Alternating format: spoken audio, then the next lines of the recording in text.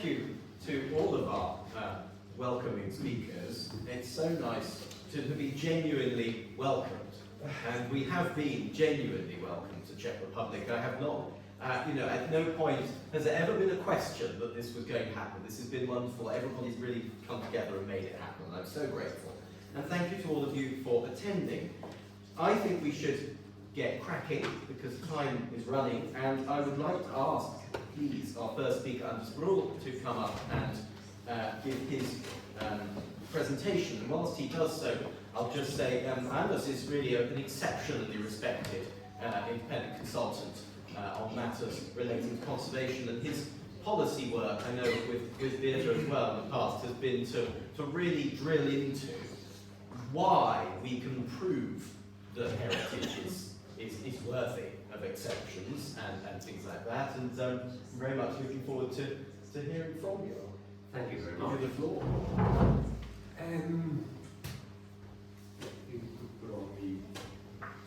Well, first of all, thank you very much for inviting me to this conference, or congress.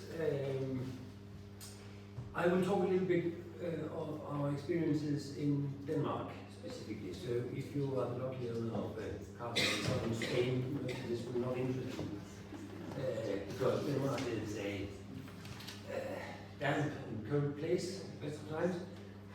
Yes, but just 50 years in front of many other European countries. True. Yes. I do this on this one. Oh, sorry. Here we go. Excuse me. So what we've been focusing on in Denmark since the oil crisis in 1973 is obviously heating.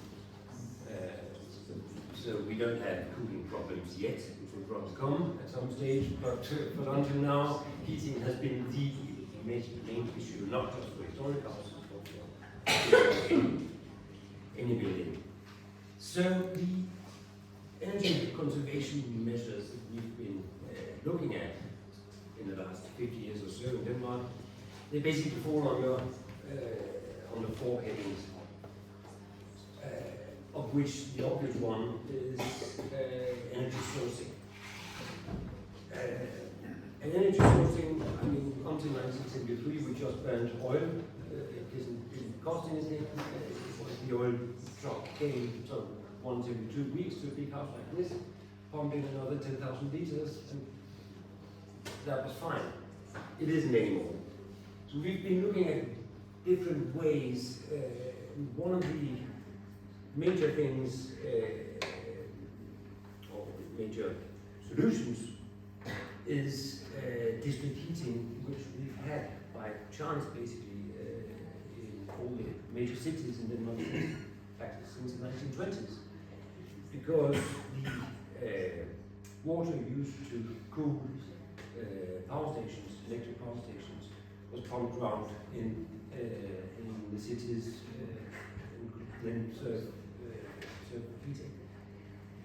And where that exists, or where there's political possibility that it can be created, that means basically in densely populated areas, cities, I think that is probably the best solution in the long run to fight for, even as owners, and to fight for establishment of district heating wherever it makes economic sense. Simply because they can, and the heating providers can achieve efficiencies because of efficiency of scale, simply that are unparalleled, that you cannot do in smaller things. For houses like this one, if it were situated in Denmark, the logical solution would be straw burner or wood chip burner, pellet burner, which is basically carbon neutral, cheap. It's carbon neutral, at least if you remember to replant the trees you got down to make the wood chips, which was actually a problem in Denmark up until the 1700s. Denmark was a fairly forested country, but most of the forest went not just for shipbuilding, but actually for heating, for creating charcoal, for production and for simply heating. So we have sort of a long history of trying to make reforestation. It doesn't work perfectly, but it's getting there. So that would be the obvious solution in a place like this, particularly if you have a farm with fields that create straw.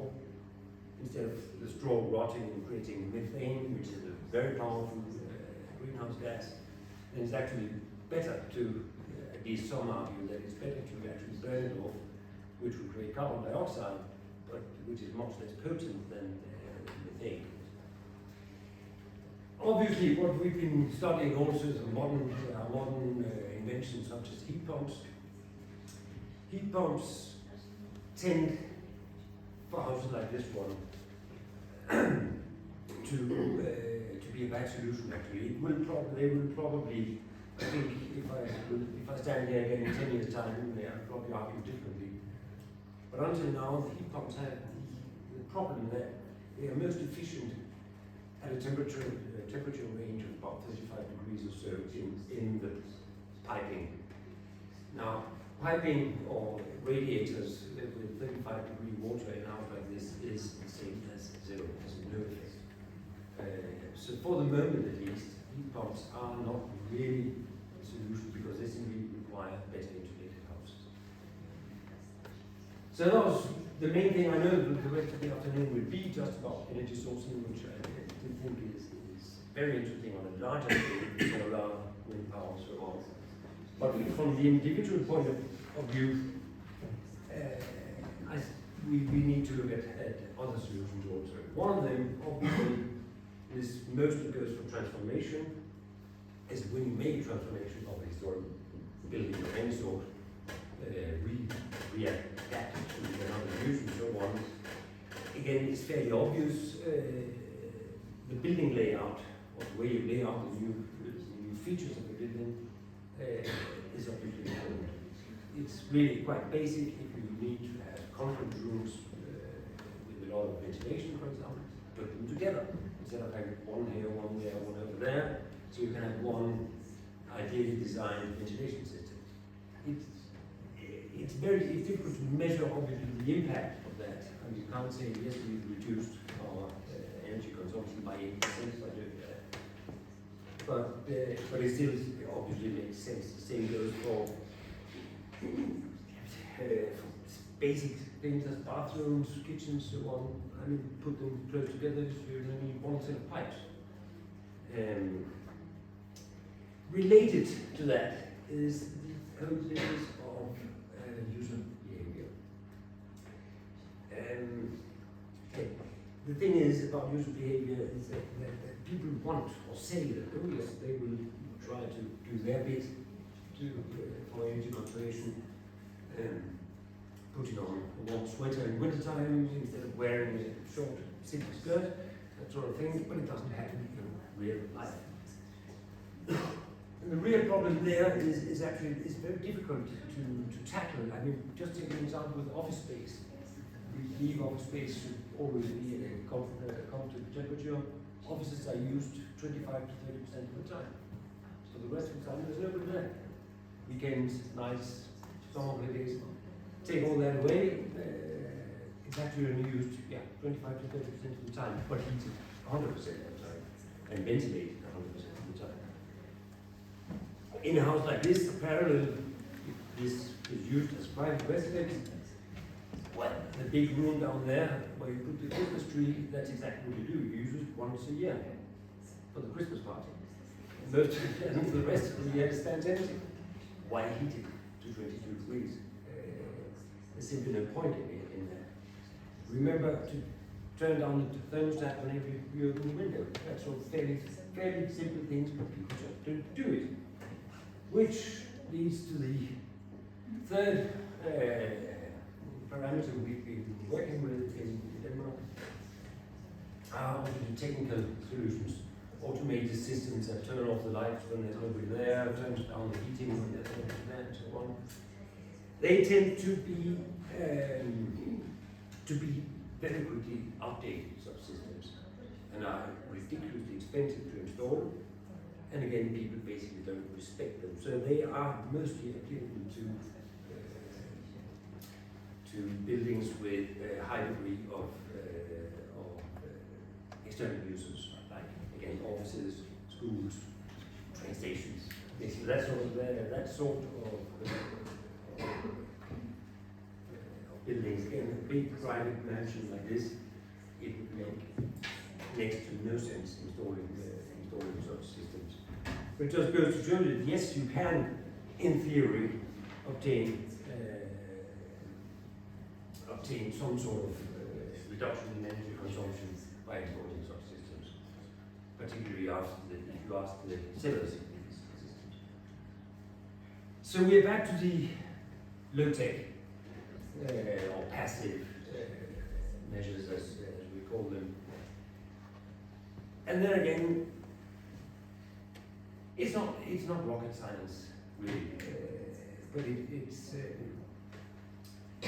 fairly simple measures, and I will start by, at least by Danish standards, what has the largest impact on energy reduction. What you see here is the same photograph, one in normal light and one in infrared light. The blue areas and the dark areas are the coldest ones. That is, it's a half-timber building, and it's simply the cracks around the sort of the joint between the timber and the brickwork. That's not tight. So the cooling through that excess ventilation is gigantic. Actually, that's probably one of the easiest ways to cut, I would say, 10% off your energy bill. Just make sure that all the cracks around the windows and so on are closed properly, which is anyway a good idea because it will prevent rainwater from coming in from the outside. That's the single most and cheapest, easiest way, and it should anyway be part of sort of running, continuing maintenance of the building.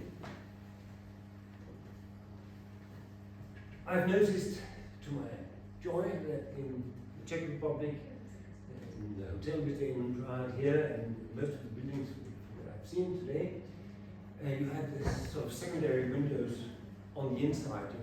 You have the outside window, and then you have the secondary sets of windows as we have in Denmark.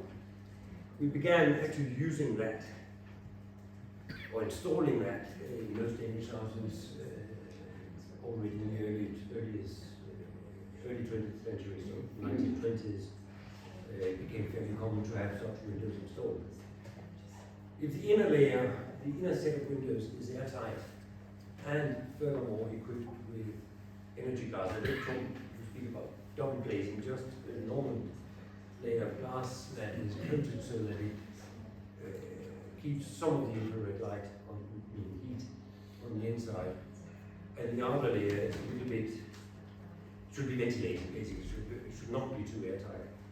That again will easily take 5, 6, 7% of an energy bill. Obviously, it represents an investment, so that's sort of, because that costs money. But in places where you already have it,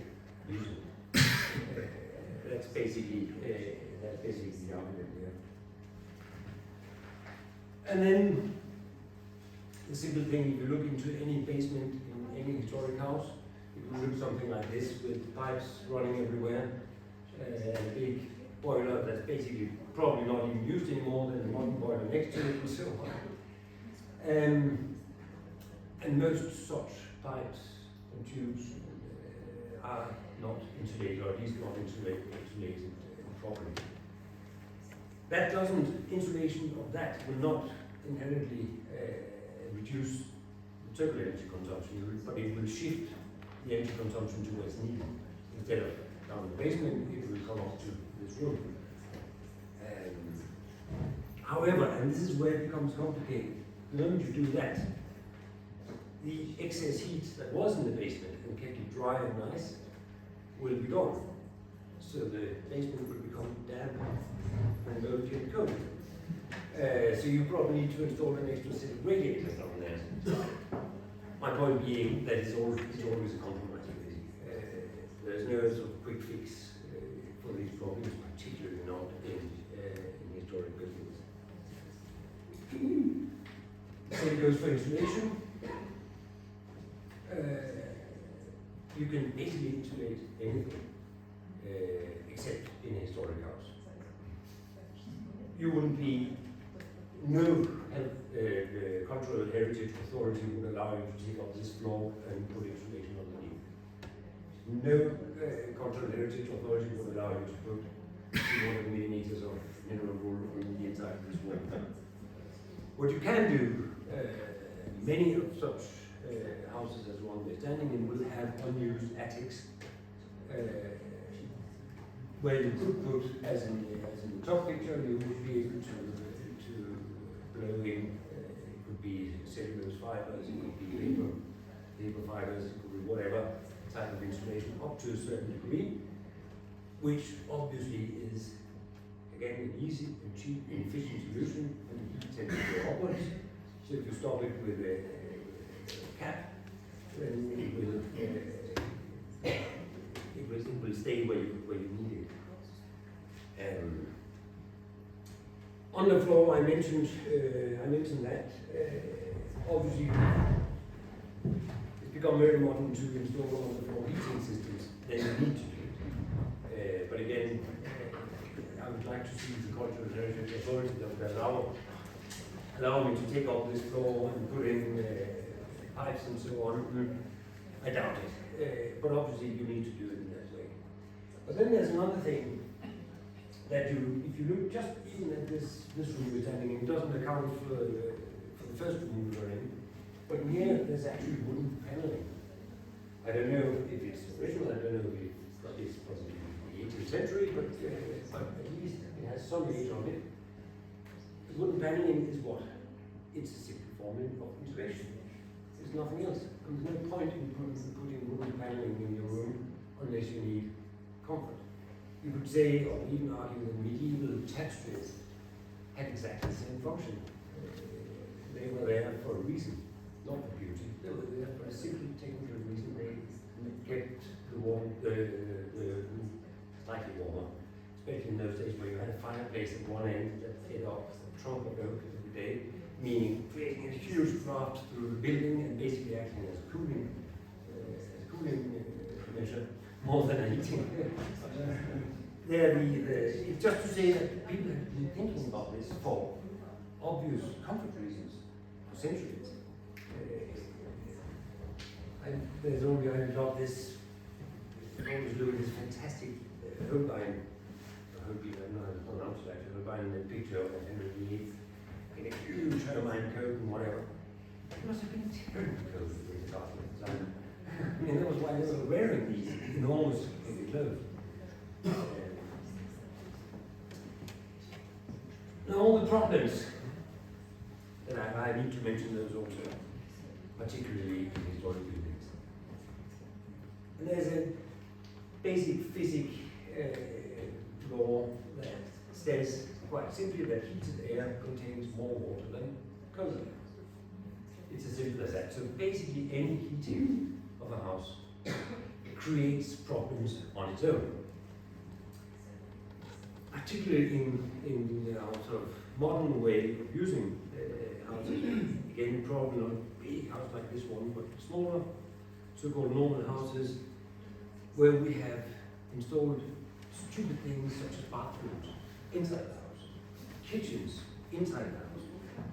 I mean, I'm not talking about the fire problem here, but I'm talking about the huge amount of extra water we actually put into our houses due to our modern way of living. When flushing the toilet 20 times a day, it creates a lot of vapor that the house must get rid of. Now, in a completely uninsulated building, the dew point, meaning the point where the vapor in the air condenses into the water, will typically be just on the inside of the wall. Because that wall, in February, when it's been -20 for God knows how long outside, it's always also -20 on the inside. So any water will condensate immediately on the wall.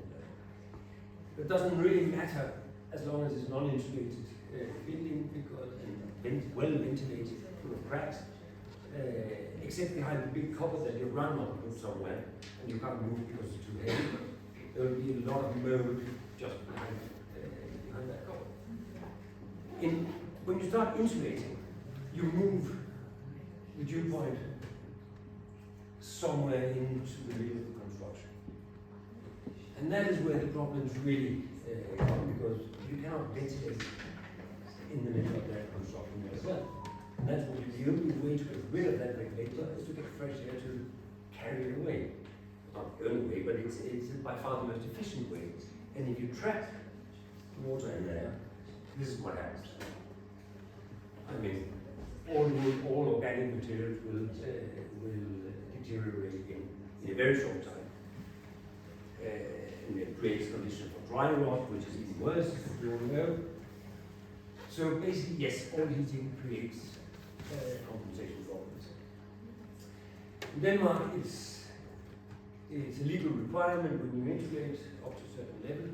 It's not a legal requirement, but it's almost a legal requirement, I would say, to install a vapor barrier, meaning turning your house into a plastic bag, which, again, in a modern building, completely straight lines and well built from the beginning and so on, is fairly easy. Here you can see what happens. I can't really see it, but what happens near the chimney.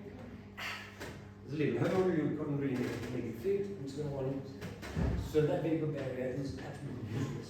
All the vapor will go off through that hole, and actually even concentrate the bottom there. So guaranteeing dry rot in 5 years' time, it happens quickly. So for historic houses, installing vapor barriers is, I would say, not a real theoretical, but it's not a practical option, which again basically reduces the amount of insulation you can actually install. According the building code in Denmark for modern buildings requires today a minimum of, my wife knows that better, but I think 400 millimeters of mineral wool on the ceilings. That's so much. If you do that, you need a vapor barrier, because otherwise it will explode in water. Yeah. So you need to reduce the amount of ventilation accordingly. Now I mentioned ventilation before, and the problem then is if you add insulation material to a wall like this, you need some sort of gap between that can be ventilated, adding to the thickness of the wall and so on, meaning again not a practical solution in those cases. But they knew it. This is a standard feature in many Danish houses, ventilation under the floor. Creates a bit of draft, and you need sort of heavy woolen slippers, but apart from that, it actually works. Ventilation that really goes through the house and therefore takes any damp that comes up from the earth, the soil below, is then carried out. So you can actually have wooden beams sitting this much above ground that are in perfect condition after 200 years. Okay, the downside is that it's cold in your feet, but it works. Another way of getting rid of the excess moisture is object diffusion basically through the construction, through the wall. That would typically work fine in a brick construction like this one. I suppose it's made of bricks. There's a class that it may be natural stone, I don't know, but assuming it's bricks, it will slowly dissipate through the wall, and that works great.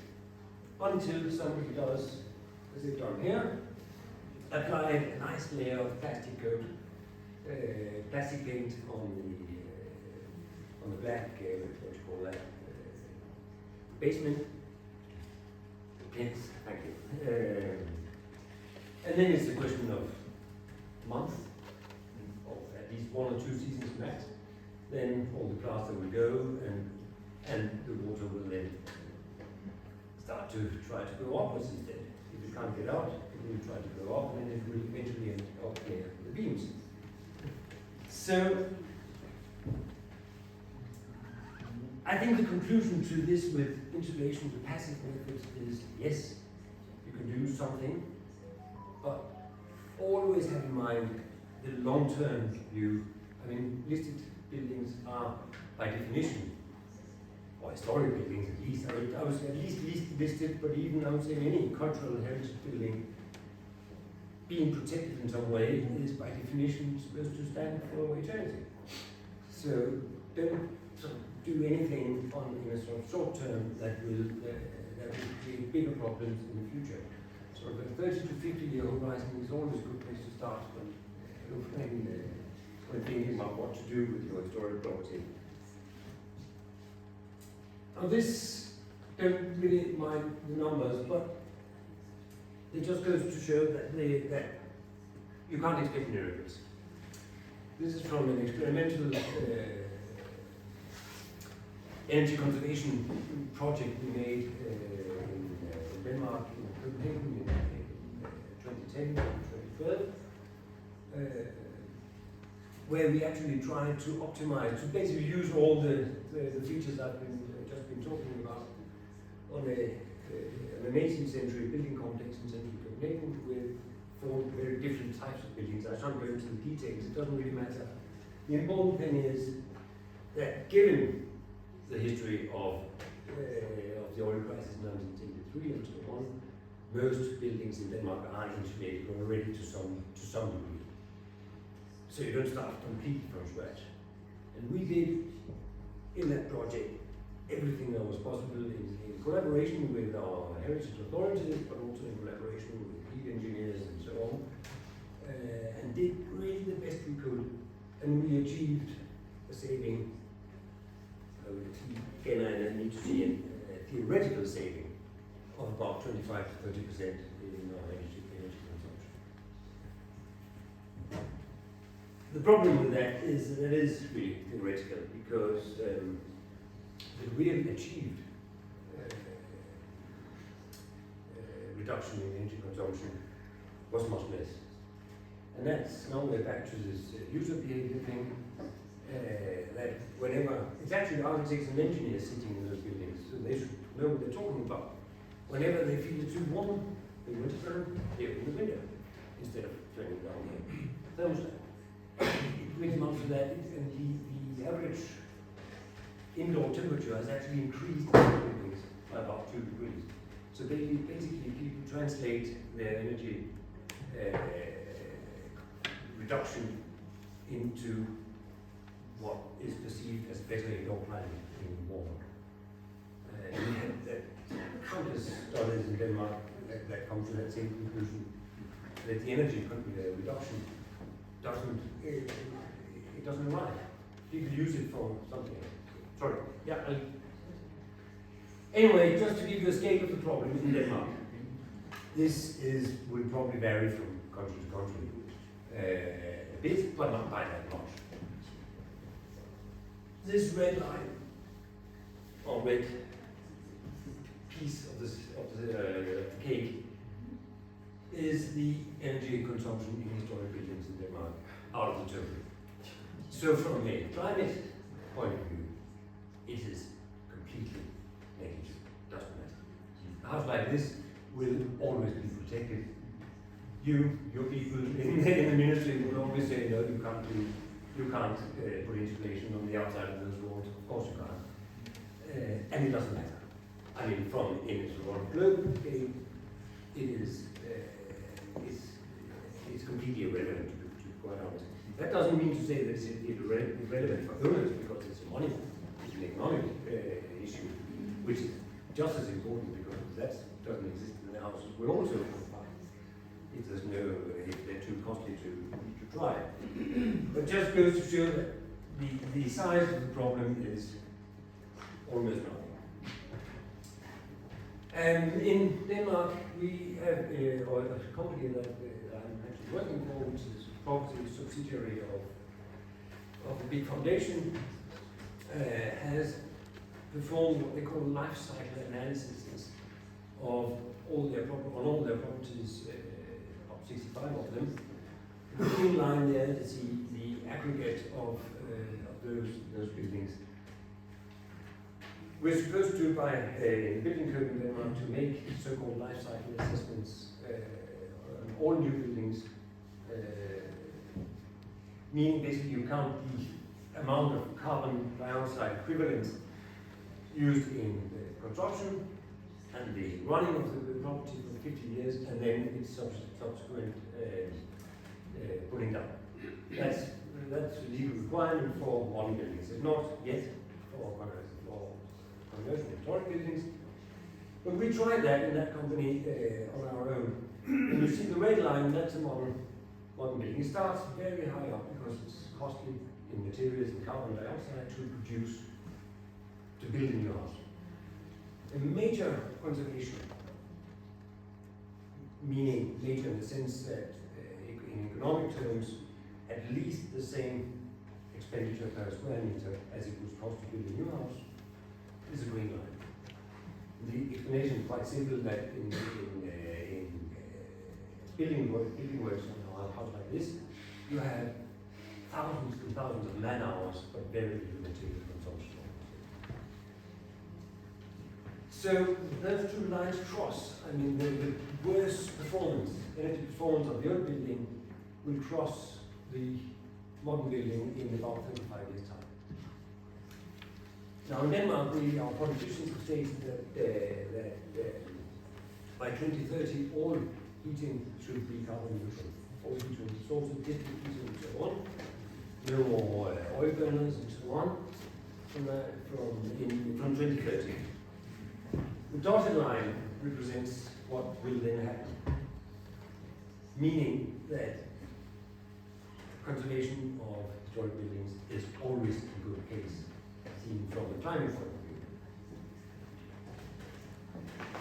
Which is basically what I want to say. I think the obvious answer is always to look at each particular house, try to find a solution for that specific house, that specific content. But given that it costs the same, I mean, is it a better economic deal to buy shares in a huge energy facility making tens of thousands of square kilometers of solar panels somewhere? Is that actually a better investment in the end than spending a huge amount of money on insulating? That's of course polemical, I know, but my point is you need to be extremely careful when looking at the specific property to try to reduce that property's energy consumption. You may be better off actually, installing, as I think the next speakers will talk about, installing, for example, photovoltaic plants and so on. Thank you very much, and sorry if I ran over time.